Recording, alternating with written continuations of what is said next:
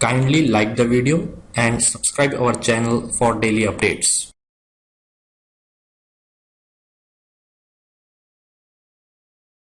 Next topic that we are going to get into is subquery. See, always there are multiple ways of there are multiple ways using which you can get the result.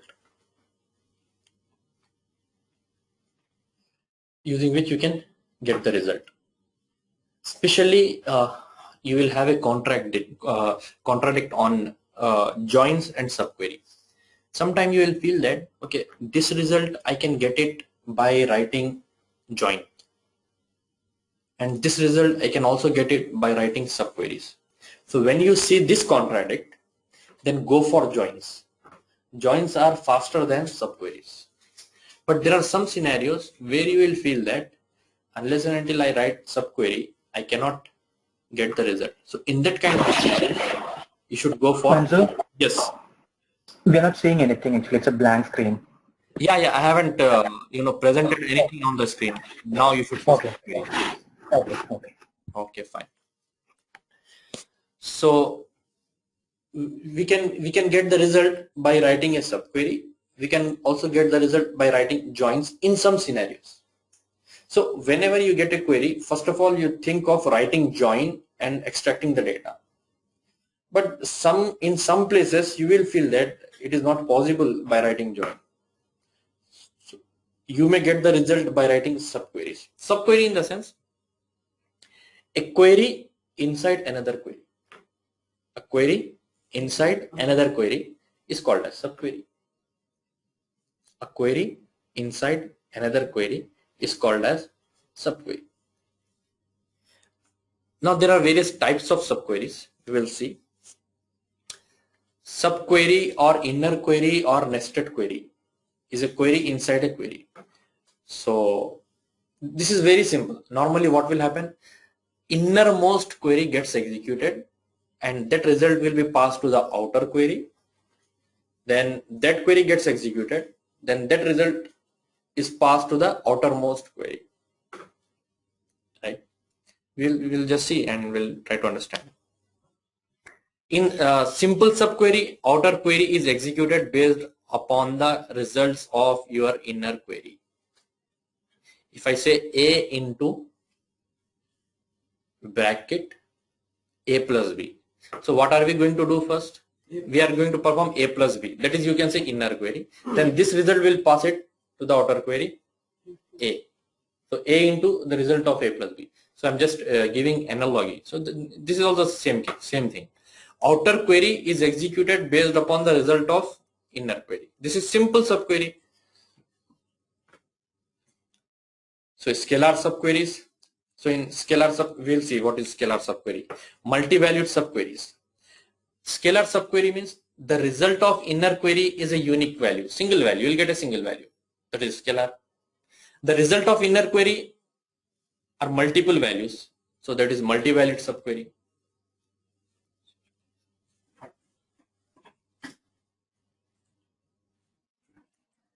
T4 25, that is fine. Scalar subqueries and multi-valued subqueries. We'll implement and we'll see.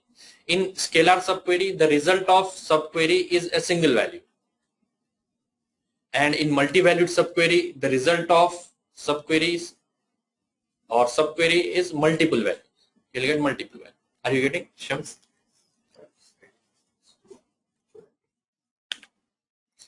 Correlated subqueries. This is little complex, but not difficult. So in correlated, and it is very interesting. Wherever you have a scenario of correlated queries, it is quite difficult to get the result by writing some other way of query. So correlated query is little complex. What will happen? Inner query depends on outer query and outer query depends on inner query. Every result of inner query is associated to outer query and every result of outer query is associated to inner query. But don't worry, I'm going to explain it and I'll try my level best to simplify this. And I'm quite sure you will enjoy this. And you will hardly find this simplified way of explanation for correlated query Inshallah, I'll try that. It is a subquery that uses the value from outer query. Normally, in simple query, outer query will use the value of inner query. But in correlated query, inner query will use the value of outer query and outer query will use the value of inner query. So they are correlated. In this case, inner query has to be executed for every row of outer query. We will see that. Now, common table expressions alternate to views. Now, CTE, what is CTE? It defines a subquery at the beginning of the query using with command called as CTE. So in this, what we will do, we will write a query at the beginning, then we will use that query below that query. So it is called as common table expression. Whenever there is a complex query and I want multiple results from there, so what I will do, I'll write that complex query only once, then I will reuse that query. We will see all these things. Don't worry if you are not getting the theory part. If you are getting a brief idea, that is also enough. Once we see practically, you'll understand all these things.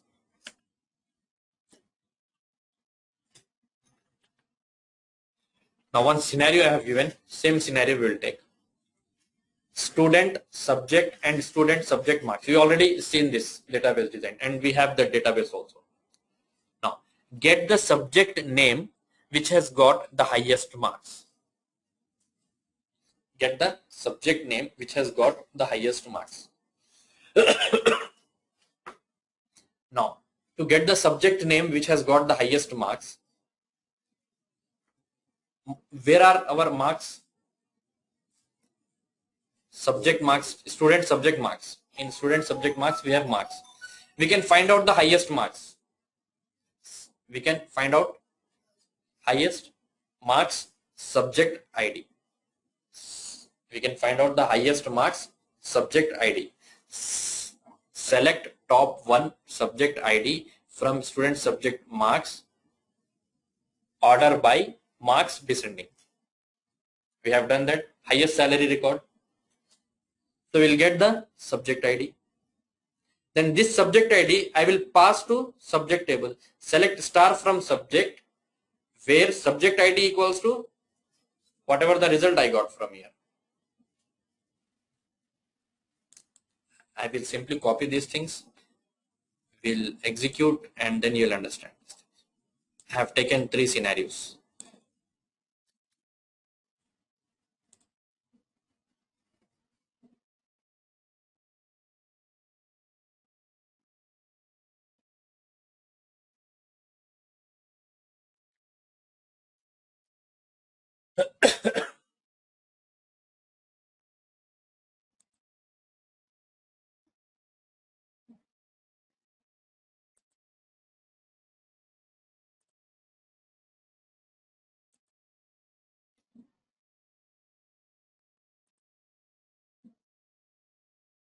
So we will read it this way.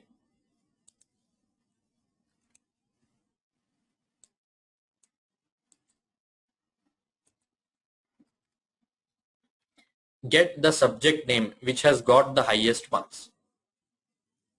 See, admin or your principal may ask, I want to know what is the highest marks and what is that subject in which they got highest marks, so that they can appreciate the teacher who taught that subject. So this is something real-time scenario. So get the subject name which has got the highest marks. Marks is in student subject marks table and subject name is in subject table. So what I can do, select star from database. I need to select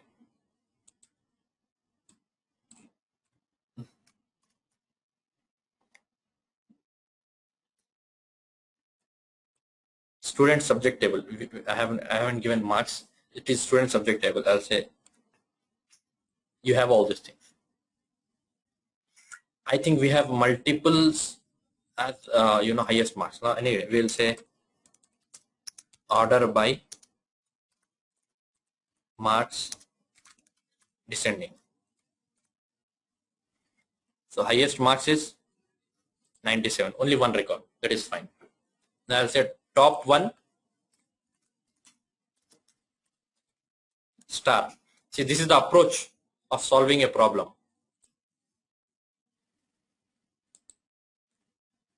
You got student ID, subject ID, marks. I want subject name.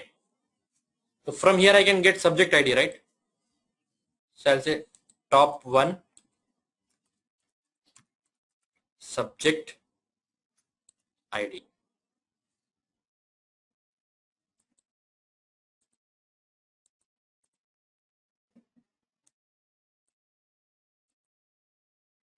So 1000 is the subject who has got the highest marks. Now what is the subject name? Subject name is available in what table? Select star from subject where subject ID equals to 1000. Are you all getting? So it is the maths. Got?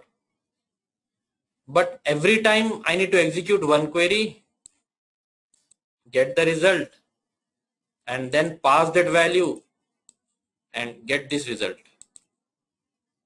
Two-step process, right?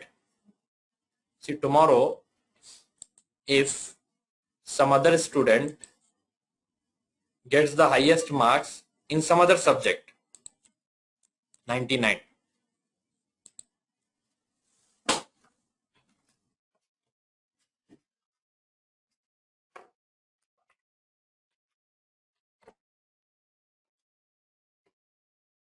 Now my query will fail.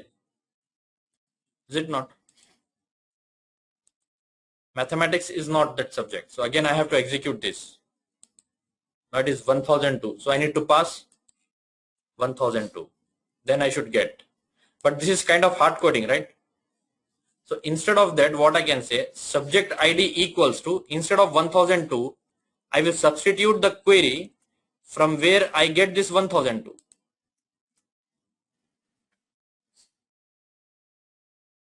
Is this? From this query, I am getting 1002. So every time I am getting a new, so it is dynamic now. 1002. Now if I execute this complete as a single query, chemistry has got the highest marks. Now if I change it to some other,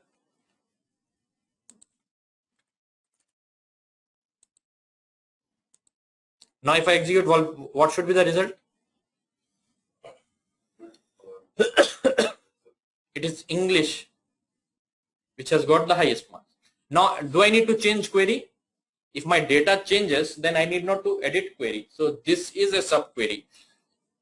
Inner value gets executed, and for every inner value, or the inner value will be passed to the outer query. So first inner query gets executed, its result is passed to the outer query, and inner query has a single value. You see this. So it is scalar subquery. Simple concept. There is nothing complex in this. Have you understood?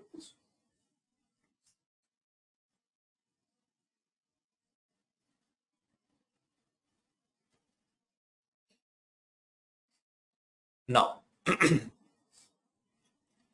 if there are multiple students who got the highest marks, or if there are multiple subjects which has got the highest marks, now what will happen? What is that it is going to take? 1003. So what should I do? What should I say here? Select top 1 with ties. Now you see. Okay, what I will do, I will leave this query as is. Why? Because you will have a copy to practice. I'll take a copy. Now select top 1 with ties. Now if I execute this inner query, how many values will I get?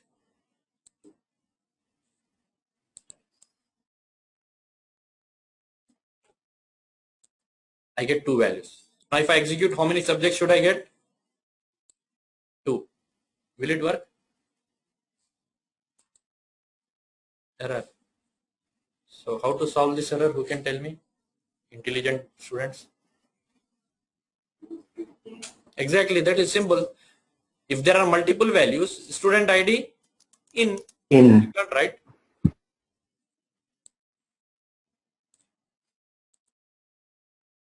Physics and English.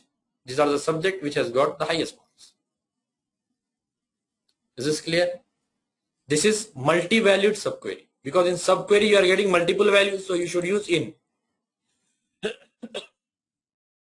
Now nested subquery, one more example we have for nested subquery.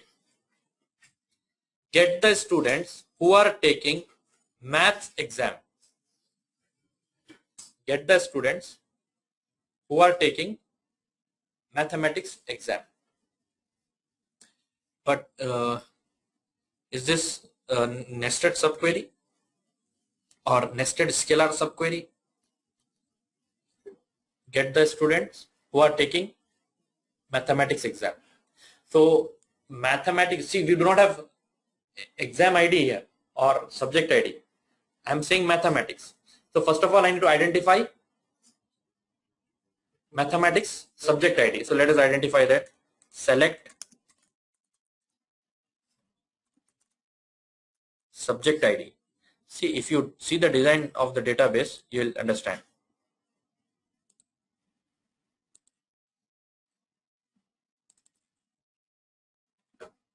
I want the students who are taking maths exam. So math exam name is here, right? Or subject name is here, mathematics. So from here, I'll take subject ID. Now with this subject ID, from here, I'll take all the student IDs who are taking this subject. Now with that student ID, I'll identify student name. Now you got the nested. First of all, I'll identify subject ID. With that subject ID, I'll identify student IDs. With that student IDs, I'll identify student names. So it is nesting. Select subject ID from subject table, where subject name, requirement is subject name equals to maths. Do we have math subject? Yes. Select star from subject. Let us see. Yeah, we have maths. Now I'll get the subject ID. You see that. Now, who are the students taking maths exam? Select student ID from student table, where subject ID equals to this subquery. Are you getting this thing? Select, sorry, not from student, from student subject. This is what I told you. From here, I'll identify subject ID. With that subject ID, I'll identify student IDs.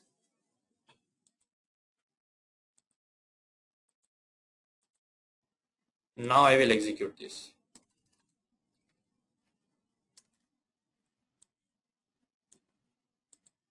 So these are the students who are taking mathematics exam.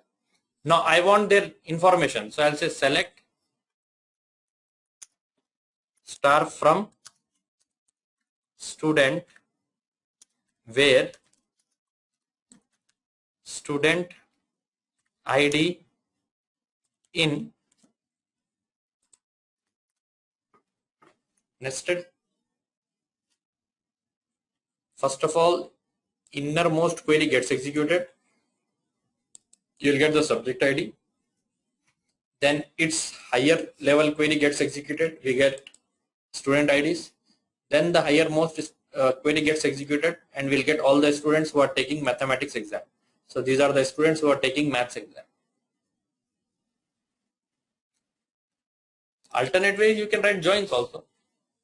But this is your inner query writing, or writing subqueries. This is the approach for writing subqueries. Is this clear? There might be some scenario where two tables are not directly connected, but they have some information. And I want to get the information from other table based upon some values of one table. So what I can do, I can write subqueries. Subject ID. Then with that subject ID, we have to identify student IDs who are taking that subject. Then we have to identify students. This is nested. Now there is one more. Get the student who has not taken at least one exam. This I'll leave it to you as assignment. What I will do, not taken exam means student who has not taken exam, for them marks will be null. If a student is absent, then marks will be null. If marks is 0 means student attended the exam but they got 0 marks. Are you getting my point?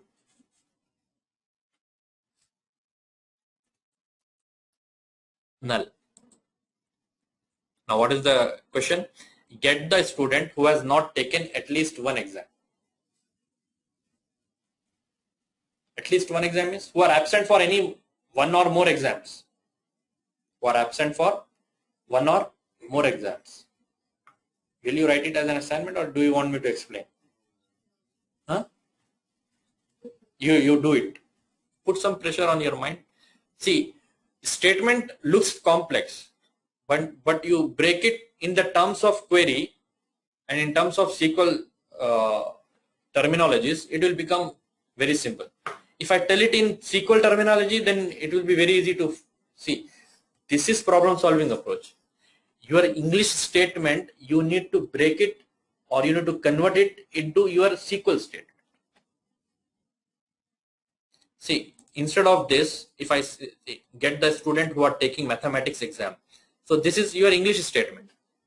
If you want to convert me this into your SQL statement, then I will say, first of all, find out the subject ID of mathematics, then find out all the students who are taking that subject, then find out all the students IDs who are taking that subject, then find out all the students who has that student ID. So this is what I have done, converted the English statement into my SQL statement. So this is your problem solving approach. Now this, get the subject name which has got the highest marks. This is your English statement. If I want to convert it into SQL statement, get the subject ID from student subject table which has got the highest marks. Now with that subject ID, find out the subject name from subject table. If I say this, then you can write the query, right? So this is your problem solving approach. Have you understood? So can you? Manzoor, I have a doubt. Yes. Like this with ties, right? Yeah. Whether that's an inbuilt SQL function. If so, from which version they have implemented this one? See, this is a clause. Functions you should see as pink color. What we have seen, count and all those things are functions. So with ties is related to your like where clause, from clauses. So top with ties is also a clause. It is not a function, you can say. If you see pink color, it is function. See this, select get date. This is function. Whatever you see, pink color. Yes. Can I use this with ties in the lower version of a SQL Server? Now we are using SQL Server 2019, right? Yeah. So can we use this in 2008? Ties, what I have started working on SQL Server 12. Okay. Prior to that, I think I have to see from what version. I think from initial we have this, but I'm not have the exact idea. But with SQL Server 17 also you can use 19, 15, 14, 12. Since 12 I have been using this. Okay. So there is no problem. Exact version from where it has started support, I do not have exact idea. But since 2012 I'm using this. Okay. Thank you. Fine. So do you want me to break this into SQL query statement? No, you will do that. Fine. I'll write.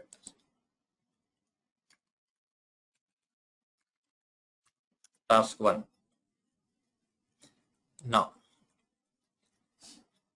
we'll move ahead.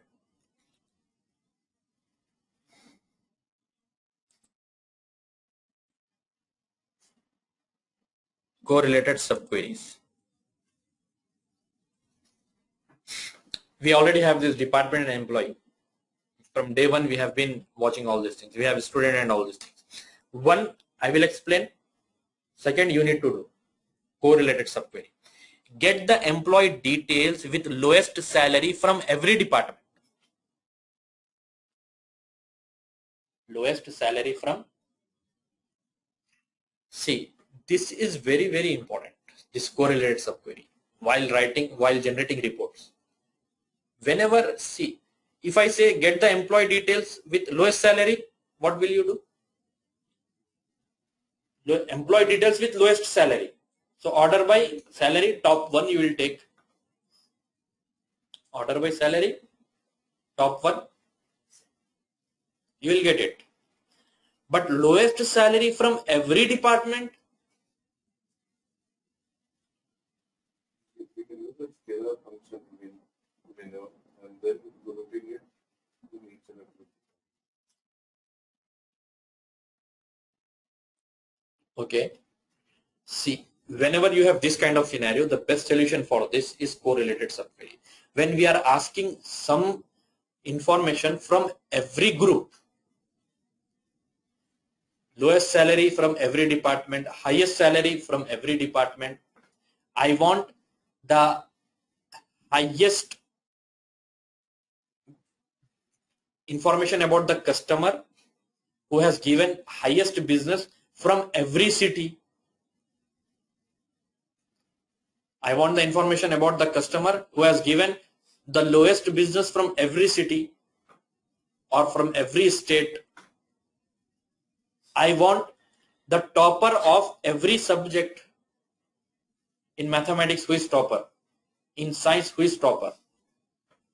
You getting my point? So whenever I say I want some kind of aggregate value from every group, top or lowest or highest, in this kind of scenarios, I will go for correlated subqueries. Are you getting my point?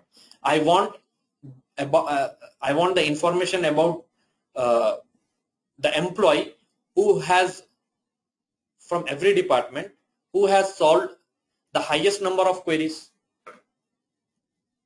Are you getting my point? I want the information about employees from every department who has taken highest number of leaves, right? Or who has taken lowest number of leaves, so that I can award them something. He is the most regular person. So from every department. So if you want some aggregate values or aggregate records from every department or every group, then you go for correlated subqueries. So one, I will explain. Second, you need to do. And this is very interesting.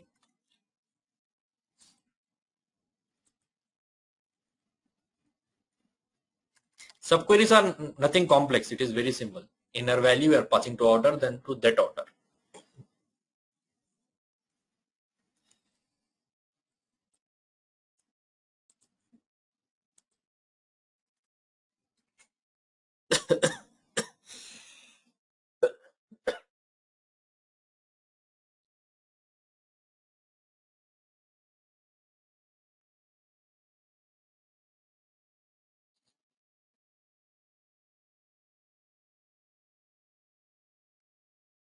Get water bottle.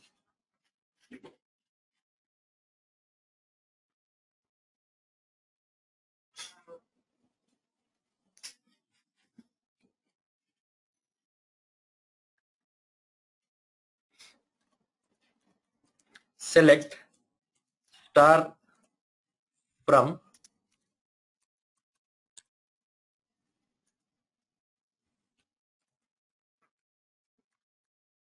department. These are the departments. right?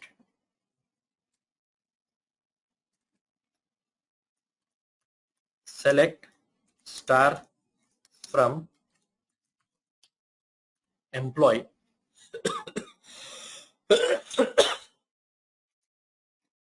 where salary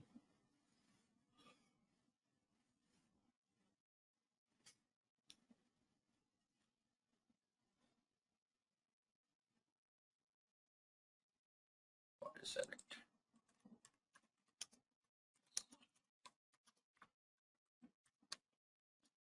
that is star from employees.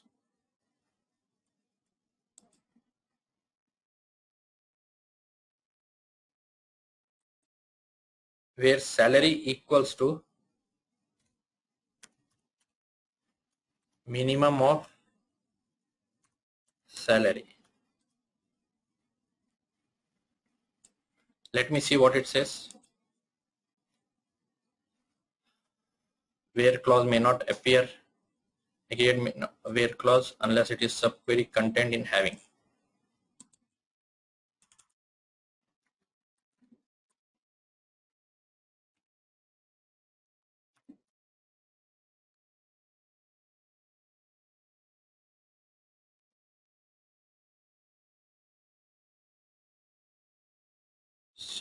Sorry.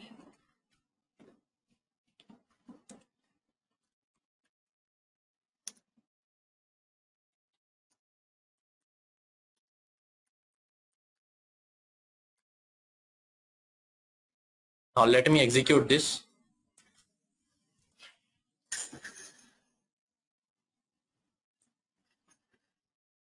I hope you got the point.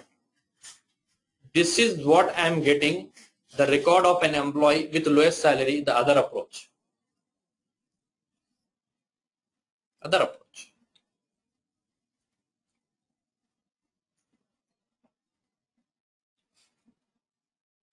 I have shown you first thing. Normally we get an idea. Salary equals to the minimum salary. But minimum salary standalone function will not work unless and until it is in query. Have you ever thought of writing this in this way? I have shown the other way. Order by salary, ascending, select top one. But this is also perfect. Right? But anyway, let us try to now understand one more thing.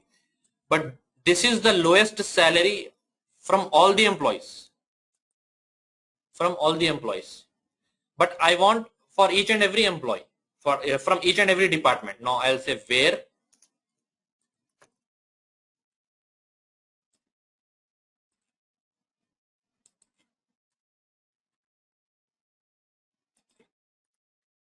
did equals to where did equals to 100. Now I'll get the minimum salary of 100 department.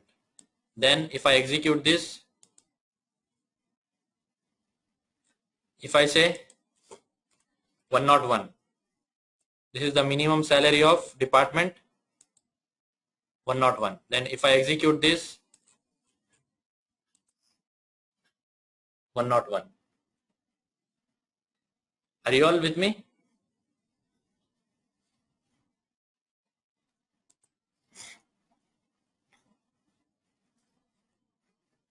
If two departments has the same minimum salary, see this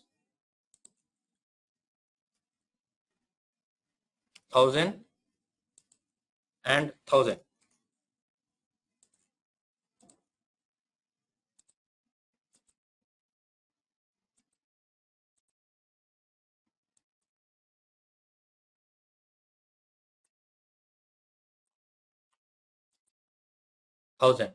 Now if I apply this, I want the record about 101. But now what is happening? 101, 103. Because this is the minimum salary. We are filtering based upon salary. That's it. So what I will say, where salary is this,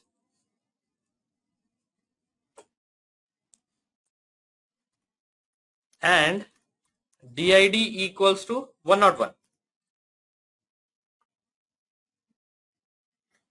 because I'm taking the minimum salary of 101 and then in the outer query and applying 101 department minimum salary I want.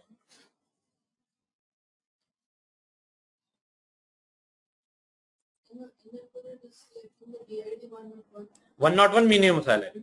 In outer query, minimum salary of 101. If I do not write this, what it is doing, it is selecting minimum salary of every department, same as 1000 if it is same. So did equals to 101, I am selecting this and executing it. What is the value? 1000. Now in outer query, are we saying anything about 101? We are saying select everything where salary is 1000. Are we saying anything about 101? In outer query, we are not saying about 101. So it is giving for 101 and 103. So in outer query also I will say 101.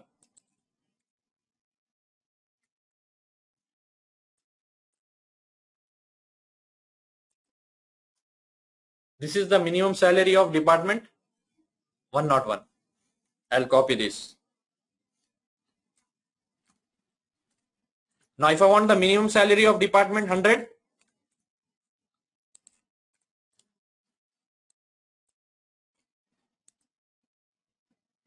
right? Department 101, department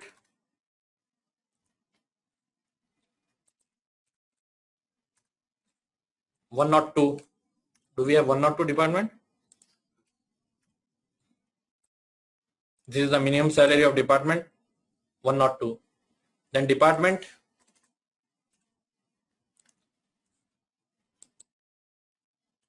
I hope you understood now. This part what we are doing 103. It is 1000, right?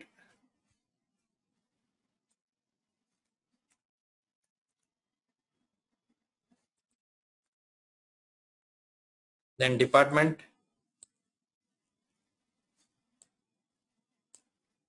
104.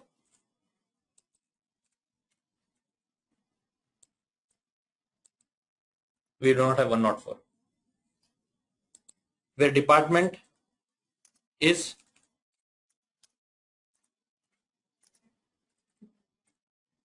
null. Okay, leave about null as of now. Let us see this part and let us understand this part first. This thing have you understood? Or do you have any doubt in this? I am getting the highest salary from every department. From department 100, this is the highest salary. From department 101, this is the highest salary. From department 102, this is the highest salary. From department 103, sorry, lowest salaries. This is the lowest salary record. Can you show the query that is returning two rows with the same department? 2 rows. If I do not write this outer did, if I execute this,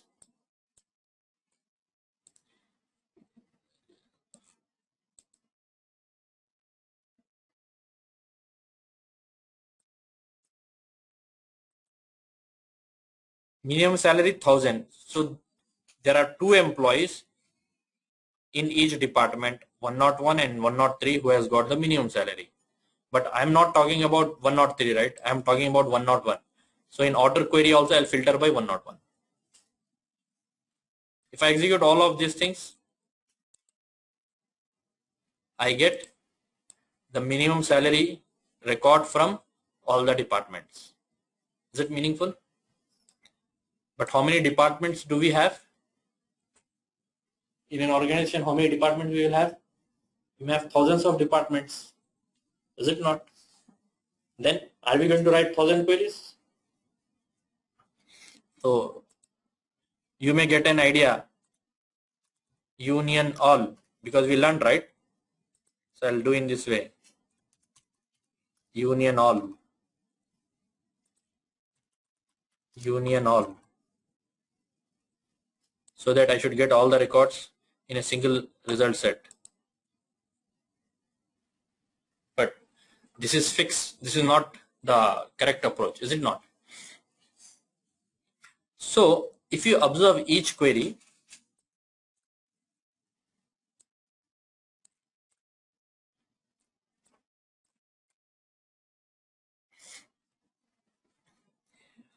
outer table is employee and inner table is also employee. Is it not? Outer table is also employee, inner table is also employee. Can I say outer table as OE? Aliasing? Are you getting? And here I'll say OE dot salary and OE dot DID. Fine. Nothing new, right? We are aliasing, that's it. And inner query employee table, I'll say IE inner employee. And here I'll say IE dot salary, IE dot DID. Nobody should have any kind of doubt in this because nothing new. We haven't done anything new. Table, alias, and we are using that alias name. Are you all with me? Everyone? Shall I make this change everywhere? Copy. I am taking a lot of time to explain this because this is very important. Now I'll say 101, 101, 102, 102. Now let us observe these three queries. That's it. You should get the result same. 102, 101, and 100. Any doubt till this point? Now if we observe all this query, IE.did is 100 and OE.did is 100. Right? IE.did is 101, OE.did is 101. Inner query DID is 102, outer query DID is 102. Inner table DID is same as outer table DID. Inner table DID is same as outer table DID. Inner table DID is same as outer table DID. Are you all with me? I hope by now you should get the idea what I am trying to do. Inner query DID is always equals to outer query DID. This is not required now. Now let me execute this query and see what happens. Got the expected result? For every row of outer query, it will execute inner query. Inner query depends on outer query and outer query depends on inner query. This is your correlated subqueries.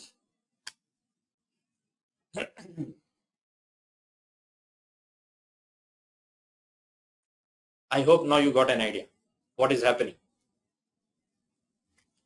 For every row of outer query, it will execute the inner query. And with that inner query, it will execute outer query. And you will get this result. This query you should understand now. Inner query DID equals to outer query DID. So we are getting the highest salary or lowest salary from every department. If I want the highest salary from every department, max of salary. That's it. Very good.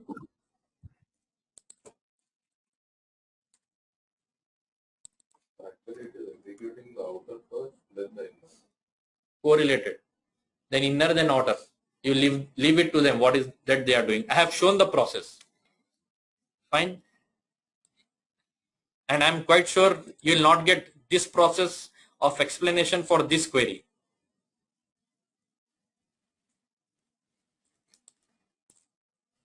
Now let us, this is the highest salary from every department. Are you all with me? If I want for every gender, what is the highest salary that male they are getting and the female they are getting? How do we do that? Group by gender. Group by gender. Salary IE dot gender equals to The gender. Okay.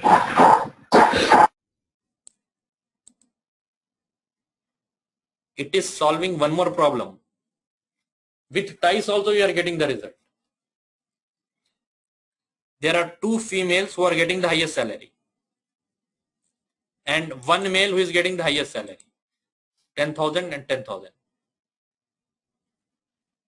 So this is the male who is getting the highest salary and these are females who are getting highest salary. Are you all with me? With ties also it is handling. So this is the power of your correlated subqueries. If you have understood this, then it is well and good. If not, that is bad. Right? You can watch this video once again. 101 में दो लोग It will handle. That is what I have shown, right? In gender, in male you have, in female you have two people, two people, those who have the same salary. It will handle. same department, two people having same Highest salary or lowest. Yeah, it will work. See, 1,000, right? In 101. In 101, I'll add one more. This is what you are asking, right?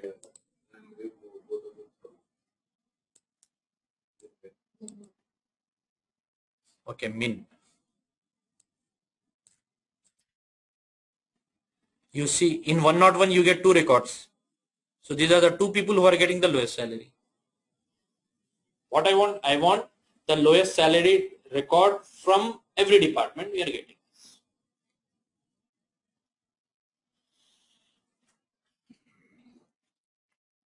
Is this clear?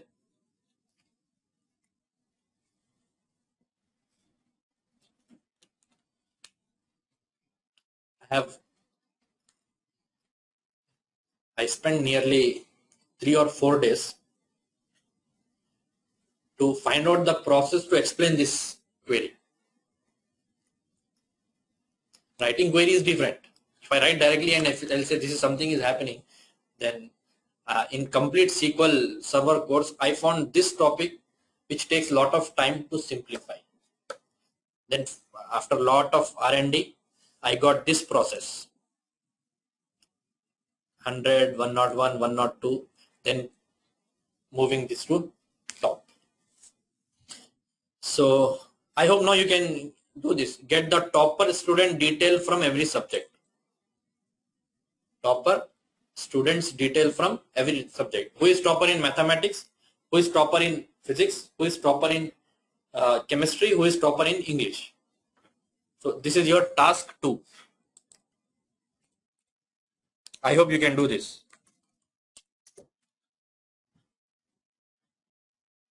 Is this clear?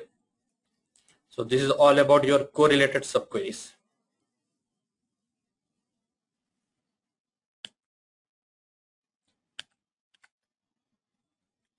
Now we will go for common table expressions after understanding views, because they are little similar. It will be easy for you to understand common table expression if we understand views, or vice versa. This time let us go in the other way. We will understand common table expression first. Now this is my requirement. Common table expression. It defines a subquery at the beginning of the query using with command called as CTE. It can then be accessed multiple times below CTE in main query. This is called as common table expression. get the department name and number of employees in each department along with department name and total salary being paid to the department. I have taken one scenario. I want department name, number of employees and sum of salaries. So development, there are 21 employees and this is the total salary. HR, so many employees and this is the total salary.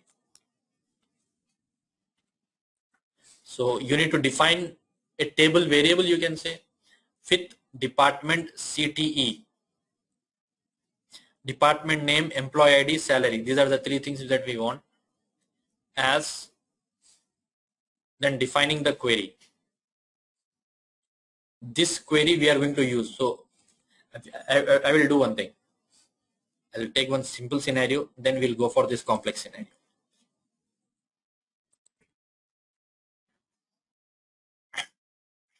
I want employee ID, employee name, department. I want employee ID, employee name, department name. How do I write? Select star from employee E, join department D on E dot TID equals to D dot DID. This is how we write. And what are the things that I want? E dot employee ID, E dot employee name, D dot department name, D dot D name.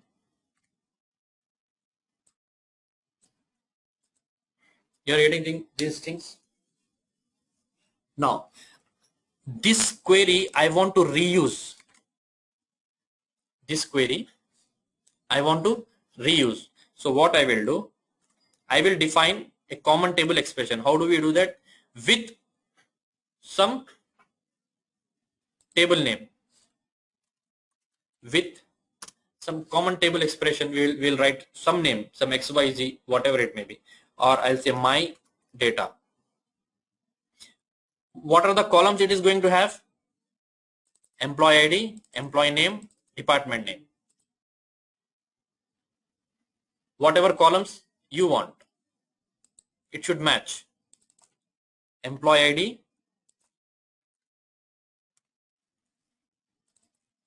employee name, then department name.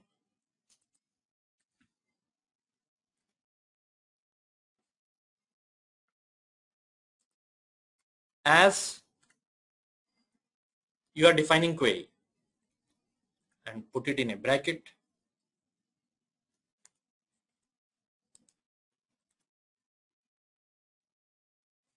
Now you have defined my data.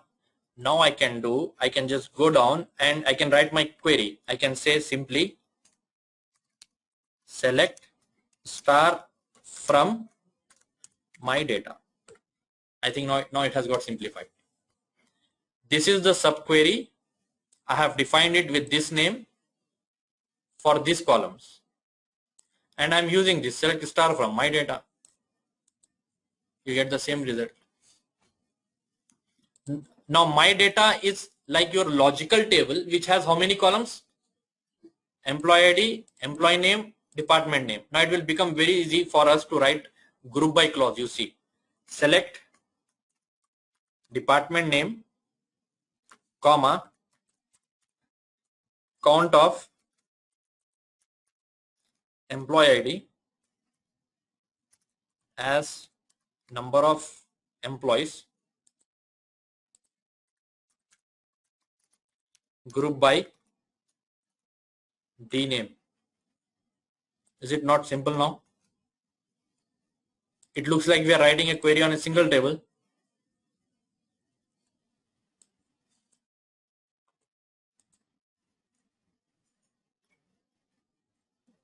We wrote one single join.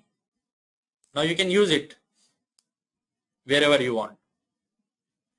Department, number of employees. Is this clear? Department name as some I'll say column 1, right? Some column 1, or you can say department name, will leave it as is.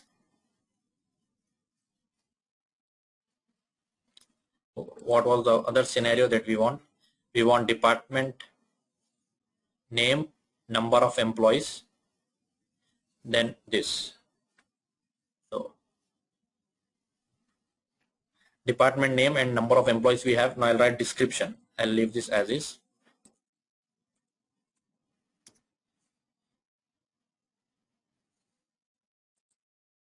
Comma, number of employees.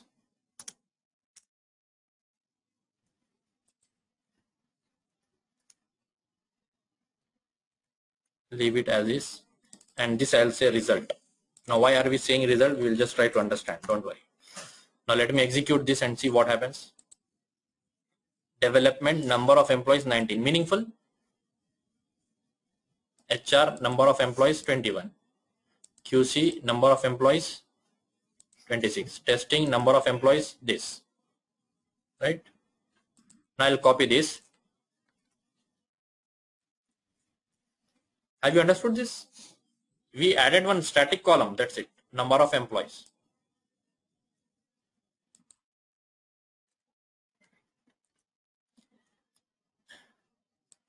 Now here I'll say sum of salary. Instead of count, I should say sum of what?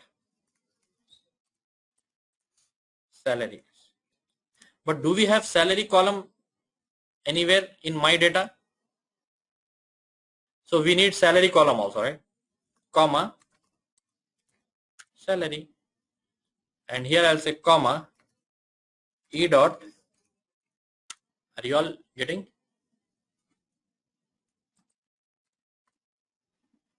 Sum of salary as result. Now these are two different queries. Now here, okay, I'll comment out this, and first of all I'll execute this, and let us see whether it is working as expected or not.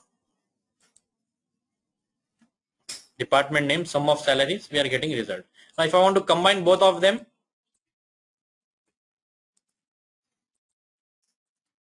union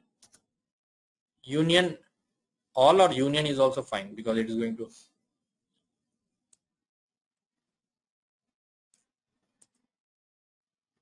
So you are getting in different ways. So I'll simply say order by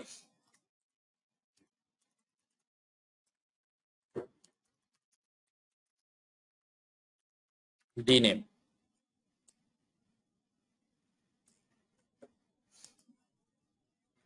Now is it not meaningful report? Development, number of employees 19. For development, sum of salary is this. For 19 employees, you are paying this salary. For 21 employees, you are paying this salary. For 26 employees, you are paying this salary. For 17 employees, you are paying this salary. Is that meaningful report? With common table expression. But the problem of common table expression is I can use it only for this particular query.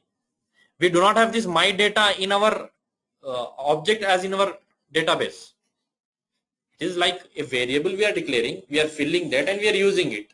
And this is associated to this particular query, that's it. I cannot reuse my data wherever I want.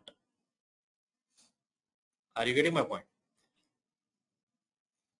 So it will be better if we have some logical table as my data in my database as one of the objects, and I can reuse it wherever I want. It will not be very helpful. That will be helpful, right? We will see that after the break.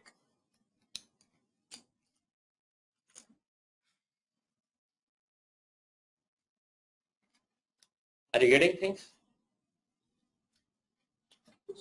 Very good.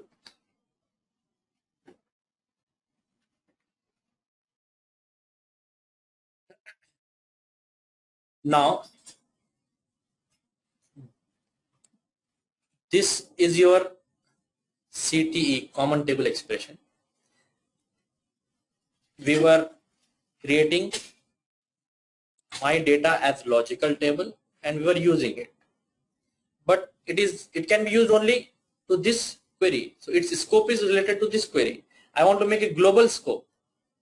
So what I can do, I can say create view, name of the view as my data, as you write this query. If I execute this, then it will say command completed successfully. It means what? If I explore these views and I'll say refresh, you got my data. This is logical table which has the employee ID. You can see this. Employee ID, employee name, department name, salary. Now wherever I want, I can write query like this. Select star from my data. Now it becomes reusable object. It is helpful for writing reports, generating reports. Now from this I can generate many reports easily. Is it not? Select department name, comma, count of star as number of employees from my data, group by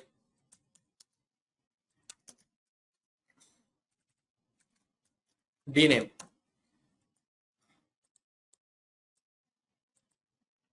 Are you all getting?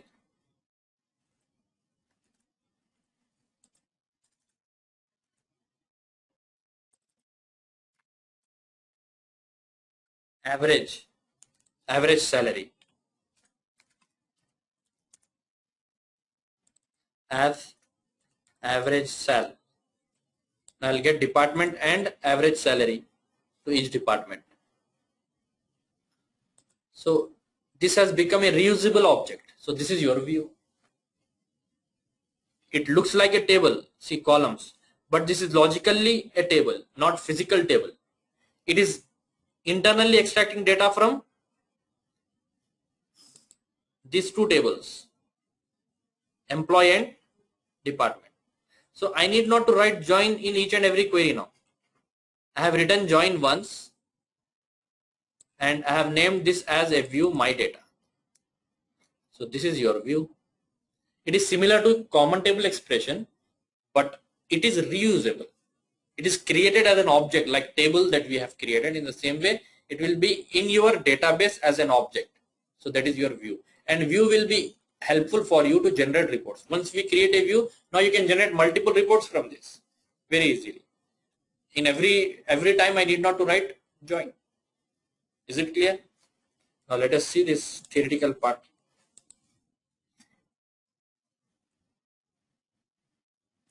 See, you can write view on multiple tables, or you can write views on multiple table and a view.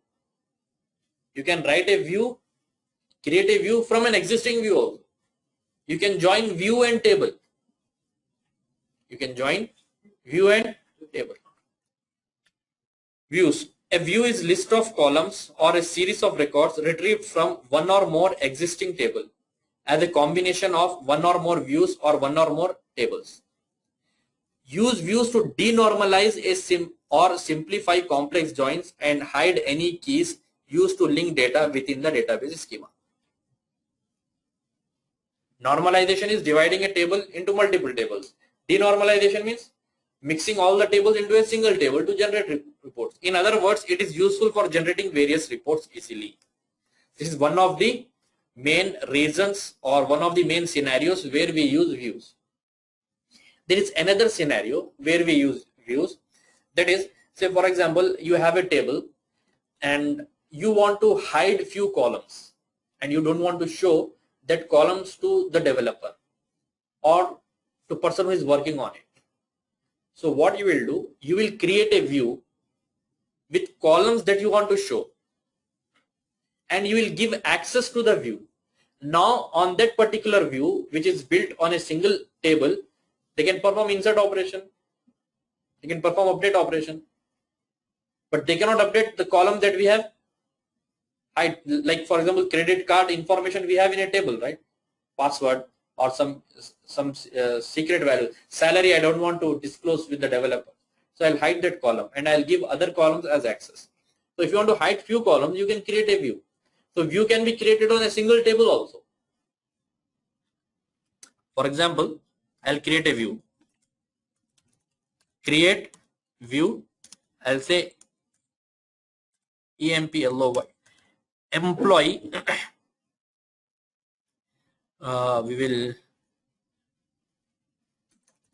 dev underscore employee. So for development purpose, you use this. I am telling them for development purpose you use this, and here I'll say select empid. Sorry, it is employee ID, emp name, and date of birth from employee. View as, create view name as this. Now you see that we got one more view here. Dev employee. Now I can say select star from dev underscore employee. We have only this information. So access rights will be given to dev employee, and I want to show only these three things to the developer. They can work on this. So now what I can do, I can say update dev employee set salary equals to 0, where employee ID equals to 1001. What will happen if I execute this? Salary, we do not have the column, is it not? We are working on view dev employee, so I can only work with the columns which are available. I cannot update salary now, but I can update name.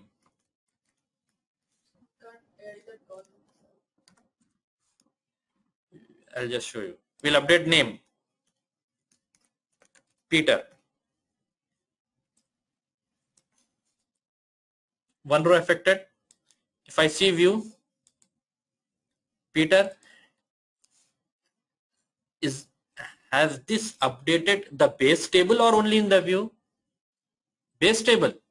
Now you see this query, select from employee. Are you all getting my point?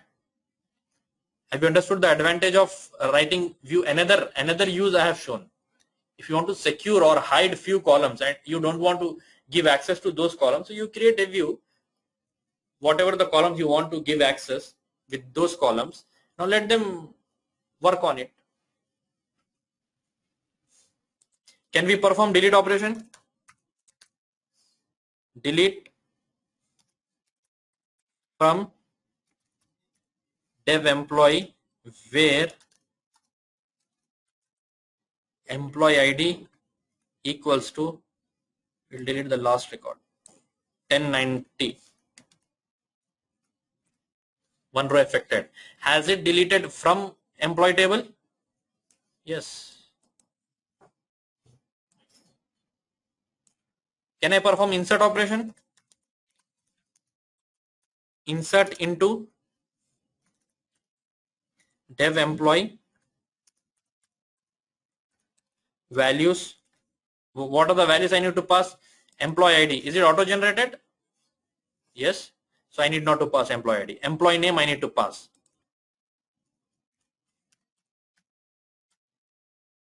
Date of birth I need to pass. DDYY. DDYY.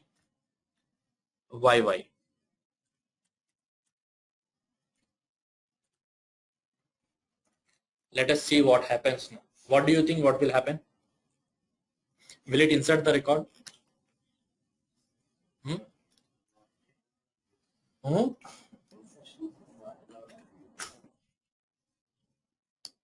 Let us execute and see what happened.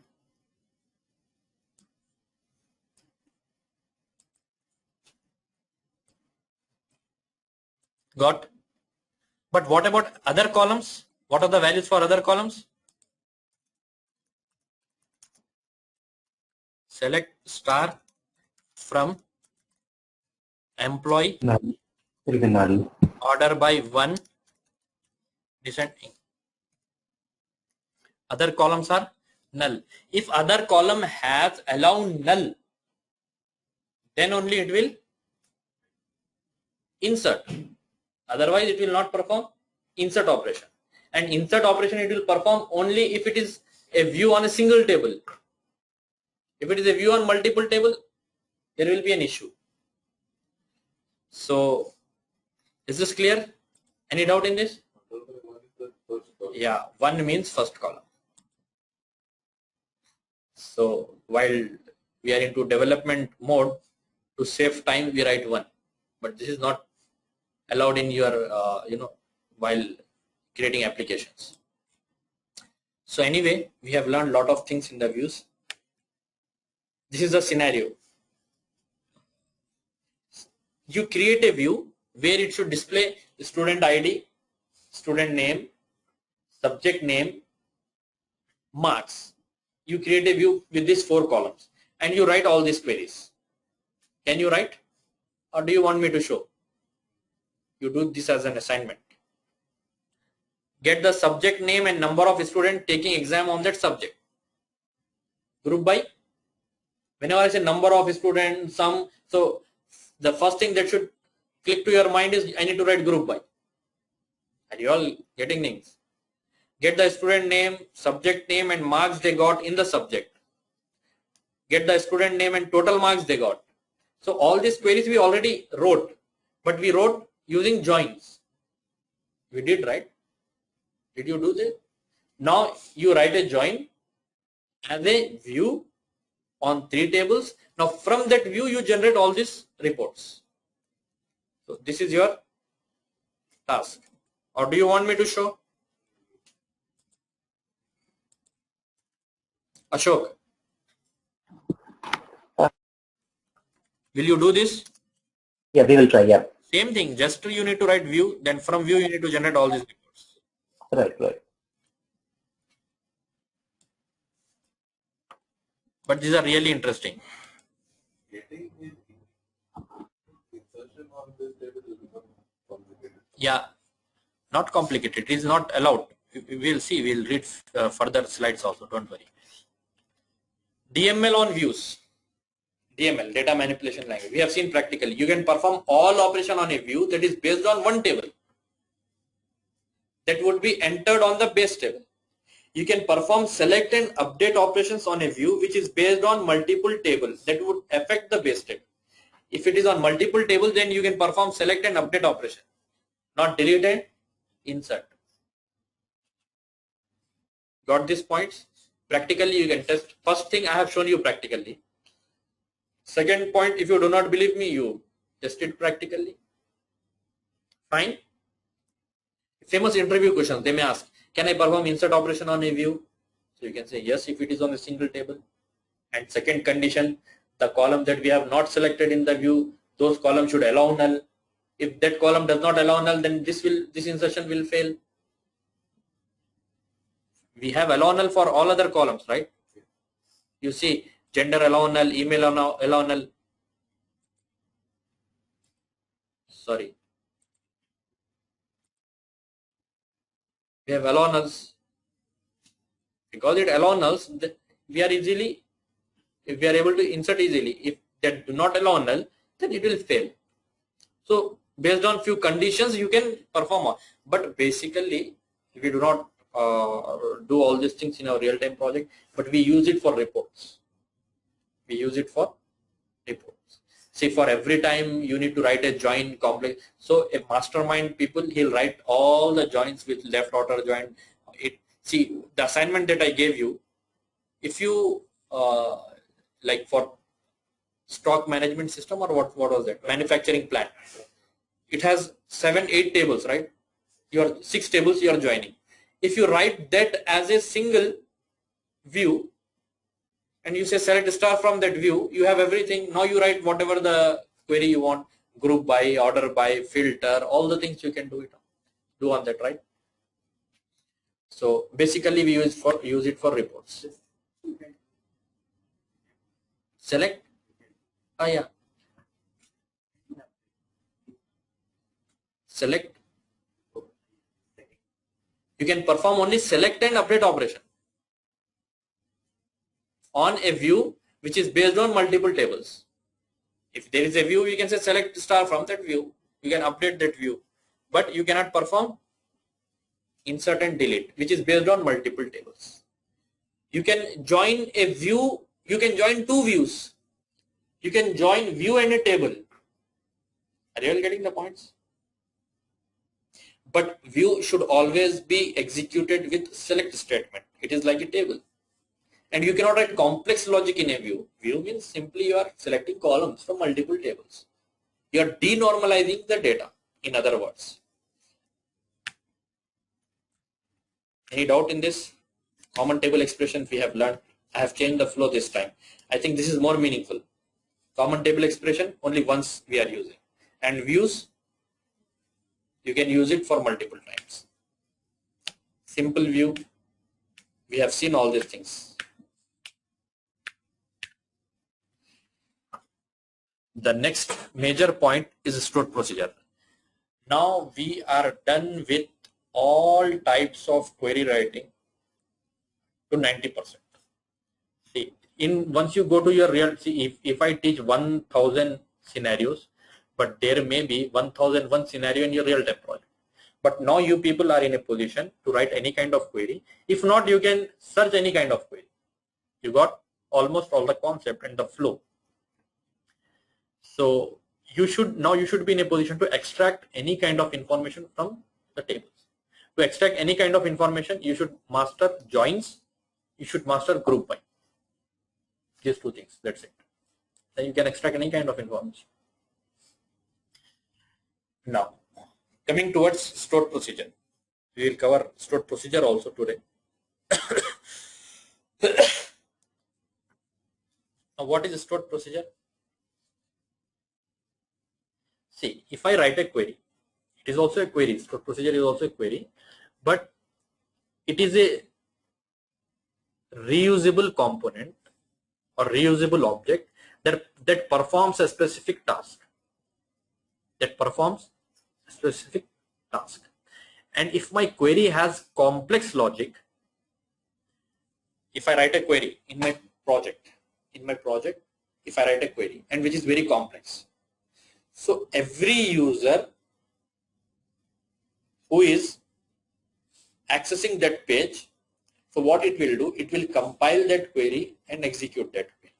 Compile that query, execute that query. Compile that query, execute that query. Instead of writing query, if I write it as a stored procedure in my database, then first hit will compile the stored procedure and execute it. From next hit onwards, it will use the compiled version of stored procedure. It is not going to compile each and every time. It increases the performance and it will give reusability. See, if I say select star from department, so if I name it as get all department, so in one page I need departments, in admin page I need departments, in HR page I need departments, is it not? In project page I need department. So in 3 pages I want department. So instead of writing query on 3 pages, select start from department, I will write a stored procedure and I'll use get all departments wherever I want. Are you getting my point? Stored procedure is a query or set of queries which are performing a specific task. Similar to your functions in C, you might have heard about functions. Reusable right? Similar to that, but here we call it as stored procedure. Stored procedures is a pre-compiled set of one or more SQL statement which performs a specific task. A stored procedure should be executed standalone using exec. Stored procedure cannot be executed like your views, select star from. To execute a stored procedure, you should use exec. A stored procedure can return multiple parameters. It is like a function, it will take input parameter, it will have output parameter and all those. A stored procedure can be used to implement transactions. We will understand what are transactions in our future session. Stored procedure, to create stored procedure, we use create. To change stored procedure, we use alter. To delete stored procedure, we use delete. Same thing you can do with your views also. Enough of theory, let us see something practical.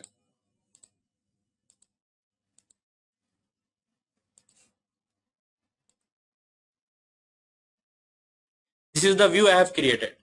I want to add one more column to this view. Say salary. Can I add? Now let me see, execute this. It says there is already, so you cannot create now. You can say alter. Now I am updating this. I want to update the same, this view that I have created. I want to add one more column. I am done with this view. I don't want this view anymore. So I can say drop view dev underscore employee.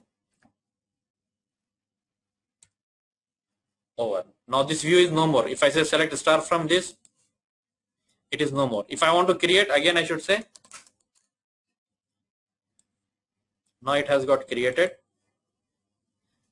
Alter, drop, all the things. I'm not dropping it. Now I'm getting salary also. I have no, for objects you have create, drop, alter, not delete. Delete is for records. Drop is for objects, tables, views, stored procedure and all those things. Simple things. Now for stored procedure, I'll say, see, there are three types of, normally there are three types of stored procedure.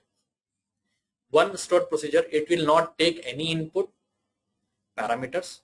It will not give any output parameters. It will return records, that's it. Second type, it will take input parameters, but it will not return any output parameters. It will return records, that's it.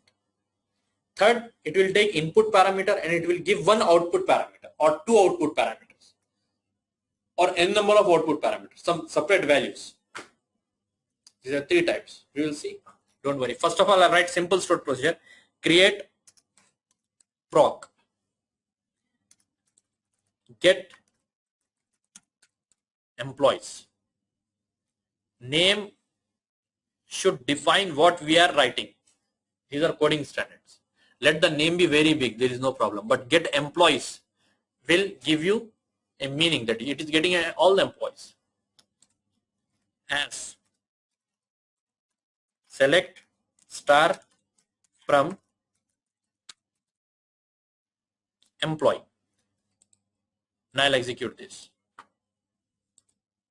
We got one stored procedure, named as get employees. Now what I can say, I can say exec execute proc get employees. I need not to say proc, just execute exec get employees.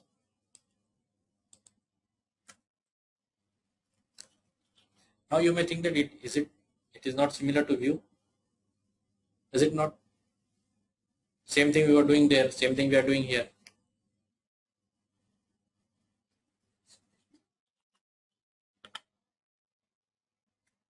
But no, it is not similar to view. Why? Because what I can do here, I can make it little complex. Get employees by DID. Now I am expecting department ID as one parameter. I will say at DID as integer. This is the input parameter. And I'll say select star from employee where did equals to @did. Now here I'll execute this first of all. Command execute. That means stored procedure got created. Where is that stored procedure you want to see? Programmability, stored procedures. You got 2 stored procedures. Now what I can say, get employees by did, and here I'll pass department ID 100. I'm getting all the records of 100.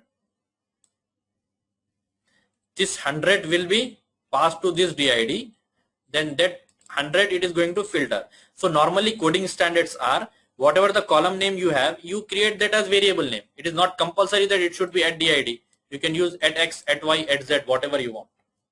But the best practice is use the same column name with @ symbol. @ is for variable in your stored procedure. So I am executing this by passing 100. Are you all getting my point? If I pass 101,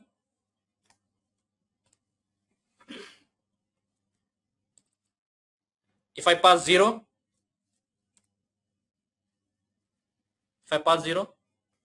nothing is happening. But my intention is whenever I pass 0, it should give me all the employees. It should give me all the employees. So here I should check if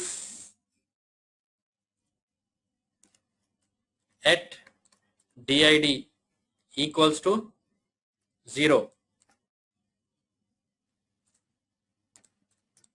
begin end. If it is 0, then there is no where clause. Is it not? I want everything if it is 0. Else filter end. I will give little good indentation so that you can understand.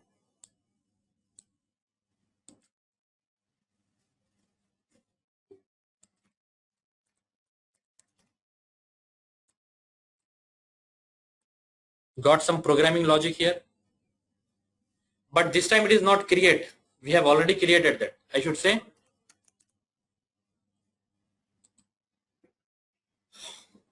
if department ID is 0, then get all the employees, else get all the employees with that particular department ID. Now let me execute this.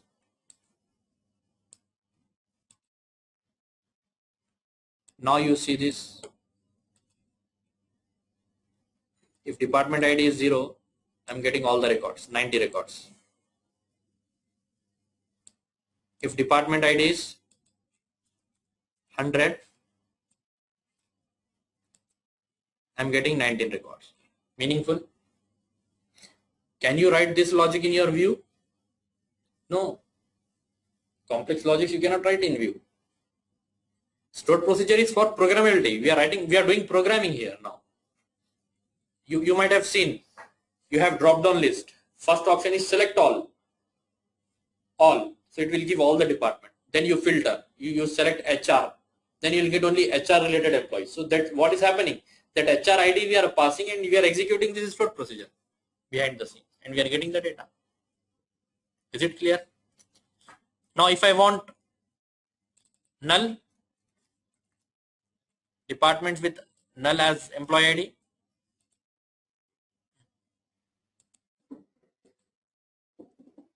so I need to handle that case separately.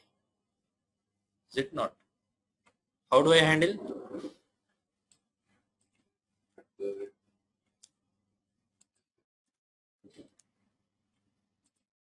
Else if, you have else if ladder now. If @did is null, we have is null. So get all the employees where department ID is null. Are you getting? So you can do a lot of programming here.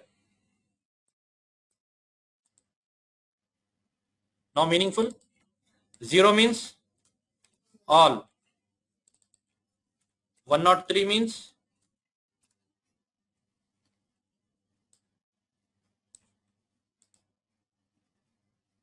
are you all getting the things?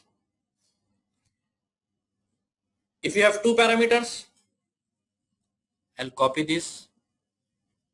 I'm making it slowly a complex stored procedure, not very complex, simply complex.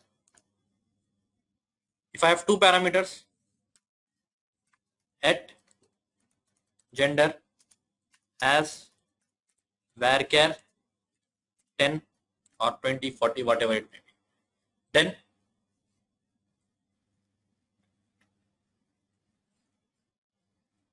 two parameters. So I'm writing only one case. For two parameters, you can have 4 cases. Department ID is 0 and gender is null, then you get all the records. If department ID is 0 and gender is male, I want all males from all the departments. If department ID is 101 and gender is null, then I want all the employees from 101. If department ID is 101, gender is male, I want all the males from 101. Got this idea? True, true, true, false, false, true, false, false. Can you do that as assignment?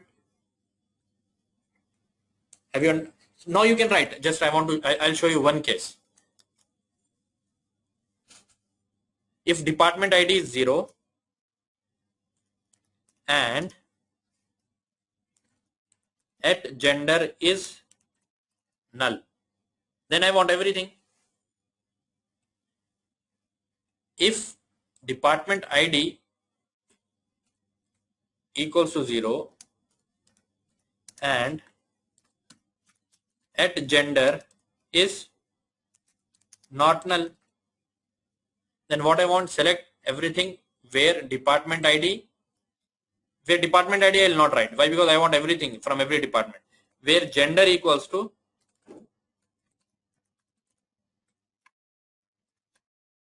at gender.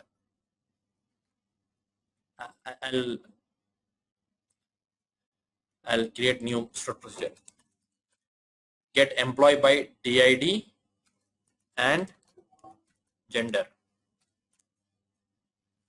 Are you all with me? I have written only 2 cases. I am not writing all the cases. First case is this, second case is we have gender. Now third and fourth case I want you to write. Now why will you write? I will do all the things.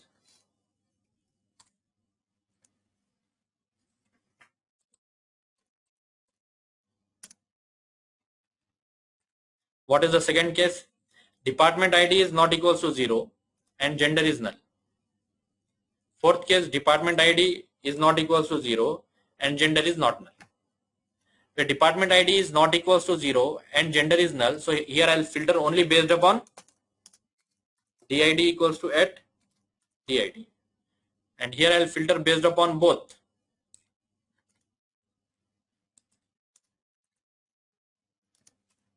I don't know whether you are getting this thing. What are those? If department ID is null and gender is null, and if department ID is not null, if department ID is null and gender is null. Yeah, one more condition you will get. Yeah, 2 more conditions. So you add that for handling null department. So I am not handling that as of now. Now let me execute this. Command executed successfully. Now I'll say execute stored proc. Now I need to pass 2 parameters. So I'll first of all I'll pass 0 and null. Then I should get all the records, right? 90 records. Are you all with me? Yes. Simple if else conditions. Now if I write 100, I want all the employees from department 100. All the employees from department 100, male and female, everyone. Now if I write 100 and male, I have only males from department 100, 11 records. Females from department 100. Is it meaningful? Interesting? Yes or no? Yes. Lot of programming we have.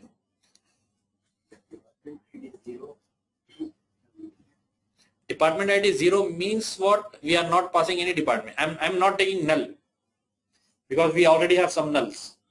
So null case is different. So that's why we are assuming that 0 means we are not, we want everything. 0 means we want everything. Because it is integer, right? So I can pass 0 or 101, 101. Is this clear? Shall I explain the last stored procedure which has input and output parameter, or tomorrow you want that?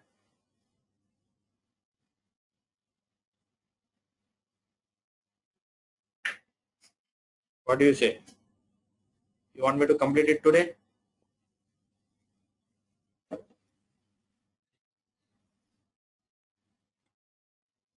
Yes or no? Yes. Yes. Everyone? Very good. Last type of stored procedure, it has input and output, both parameters. For example, I want to pass employee ID and get the salary of that employee. So I'll say create proc get salary by EID. Meaningful? So it will have one input parameter, that is at EID or employee ID as int, and another is salary at salary as float, and this is output parameter, so I'll say output. I will say output. Are you all with me? As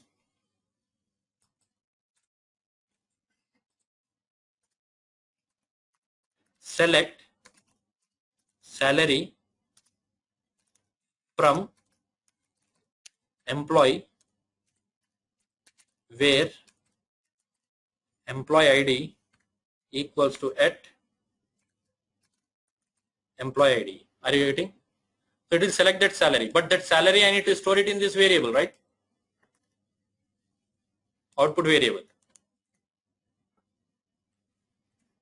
That's it. Now, whatever the salary we are selecting, we are storing it in at salary output variable. So now I'll execute this. So I have created a stored proc with input and output parameters. Now how to execute it, that is little tricky. Execution of stored procedure with output parameter on query window is little tricky. Normally, how do we execute? exec get salary by EID, get salary by EID, and here I'm going to pass input parameter as employee ID 100. There is also an output parameter. There is also an output parameter, that is at salary. This value should be stored. This value should be stored in some variable. In some variable, that is at result, and it will be output. Now what is at result? It is a variable, right? Declare at result as float. Now my result is in at result, so I'll display the result. Select at result. Here the process is little reverse. Normally whatever we have on right hand side will go to left hand side, but here whatever we have on the left hand side is going to right hand side.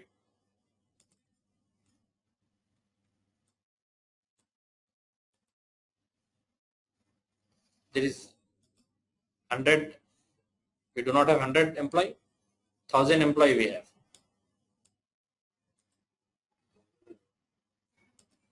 1001 we have.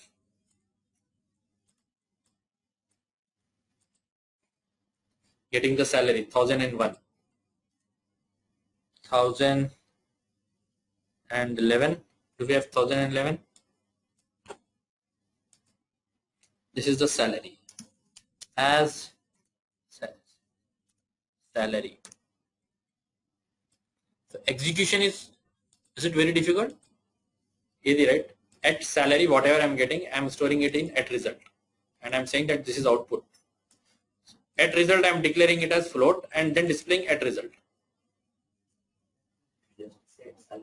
It will not work. That is syntax.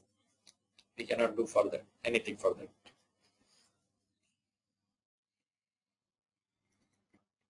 You mean to say, shall I remove this? Yeah. And here you want me to say at salary. Let us see. Actually, this should be the common scenario.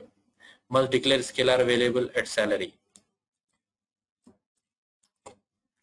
So this is the syntax, or this is the process. Fine. Have you understood?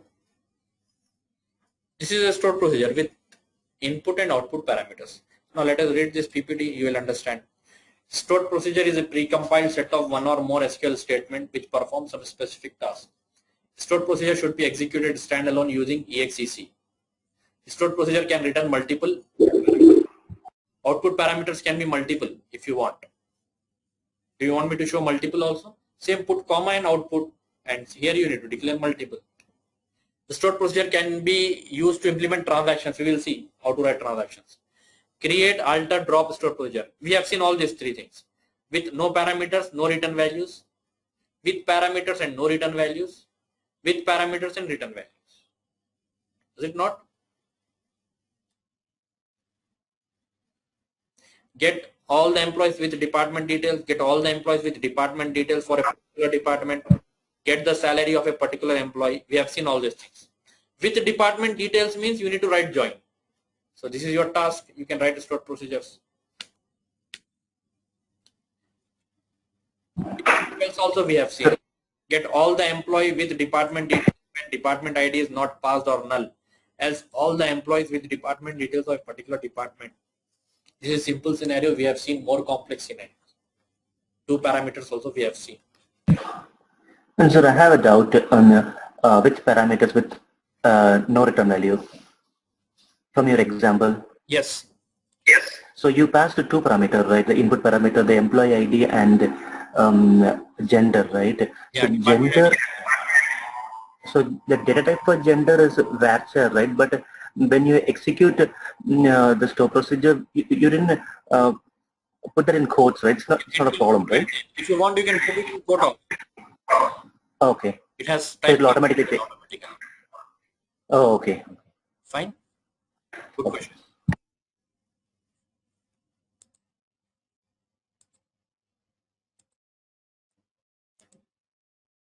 So I hope you might have understood if else if ladder also. We have seen all the complex scenarios in this. Functions we will see tomorrow.